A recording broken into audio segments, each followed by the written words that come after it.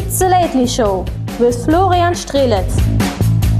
Welcome back to the Lately Show, this time with our international edition where we usually take a look over the fence. A couple of weeks after the US election and the world is still turning around. And will be turning around a long time after Donald Trump has vanished. Sometimes the US election remembers me of the campaign about the Brexit by the British people a few months ago. Yeah, first they were like, hey, let's vote for leave, just for fun, because it would never happen. Yeah, proud United Kingdom.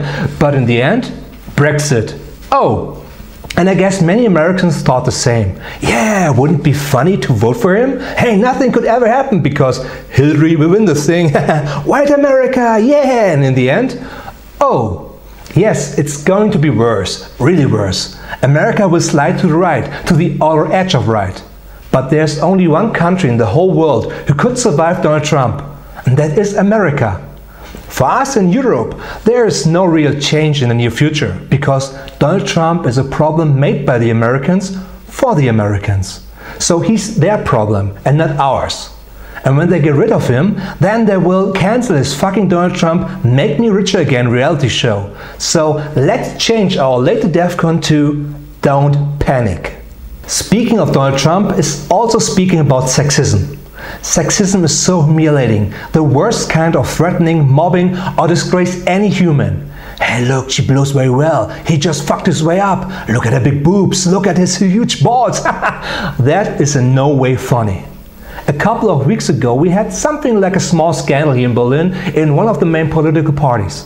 The CDU, the same party where our Chancellor Angela Merkel's head of, had a little sexism problem. One of the members, Jana Behrens, wrote an open letter to her party and to the public where she talked about the open sexism which takes place in the CDU every fucking day. She especially talked about a situation she and her little daughter experienced by meeting Frank Henkel, at that time the head of the Berlin CDU. At a meeting, Frank Henkel called her daughter something like, hey little sweetie, and her mother, hey big sweetie.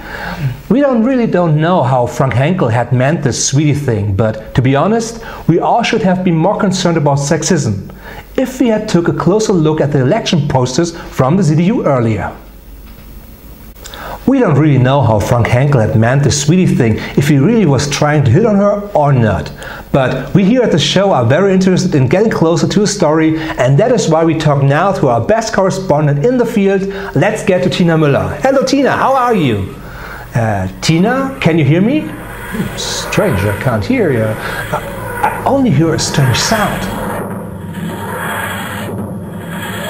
Hello Florian, it's me, your future me, all the way from the year 2100. Alright, hello future me, all the way from 2100? Awesome, that means we are all going to be older than a century. Yes, we are all getting really old at my times, and the reason for this is the increase of the retiring age up to 120 in 2020. Most of us now have to work even after their death. Okay, not really surprising about the pension was 120, but future me, I wanted to talk to Tina Müller about sexism still taking place today. Yes, past me, and that is why I traveled back in time. It's going to be worse. It's really bad, I mean Ben Affleck bad. Oh my god, has sexism become worse in the future? No, it's completely different at my time. We overcome sexism a long time ago. And since we retired sexism, everything has become great, very great, especially for us men. In former times we spent almost 90% of our working time by looking at female employees' breasts and talking about whom we are going to hit on.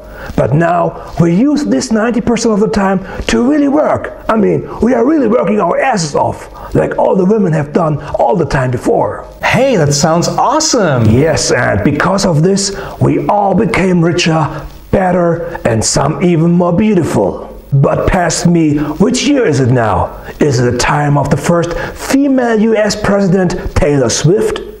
Or of the first female Pope, also Taylor Swift? No, it's 2016, the year Hillary Clinton failed to become the first female US President. Are you fucking kidding me? A woman almost became the most powerful person in the world. You Germans have for 11 years a female chancellor. The United Kingdom has a female prime minister. Again, dozens of other women are head of states in the whole world. Thousands are mayors in big cities. And you're telling me that sexism still exists in your time? Are you fucking kidding me? But you were right. 2016 was a bad year. You mean because of Donald Trump? Donald Trump? What the hell is a Trump? No, 2016 was a bad year because it was the year Ben Affleck started playing Batman. He played Batman in 8 more movies, and in my time, Batman is hated like the IS in your time.